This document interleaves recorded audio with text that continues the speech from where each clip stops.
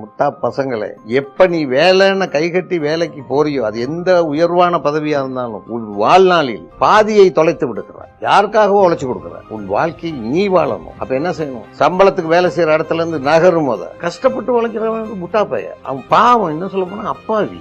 சொல்றது நேரம் சரியில்லைன்னுவான், ரெண்டாவது என் ஜாதகம் சரியில்லைன்னுவான். உழைப்புக்கும் வாழ்க்கையின் உச்சம் தொடுவதற்கும் இவைகள் உனக்கு உதவாது. இவங்க கையாலாக மூடி மறைக்கிறதுக்கு நேரத்தின் மீதும் இறைவன் மீதே பலிய போட்டுருவாங்க. இந்த தயவு செய்து பிஸின்ற வார்த்தையை யூஸ் பண்ணாங்க. அது மற்றவங்களை நிராகரிக்கிற மாதிரி. டென்ஷன் நீ வேலையை செய்ய முடியாது. போர்க்களத்தில் இருக்க ராணுவ வீரனோடவா நீ டென்ஷன்?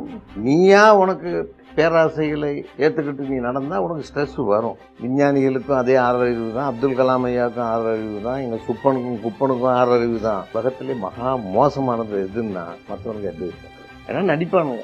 நீ சொல்றதை கேட்டு ஐயா ஐயா ஐயான்னு நான் வேஸ்ட் கட்டி அப்படி போறேன். பின்னால ஷூட்டெல்லாம் கொடுத்தவங்க நடந்து வராங்க. பாட்ஷாவை பார்த்து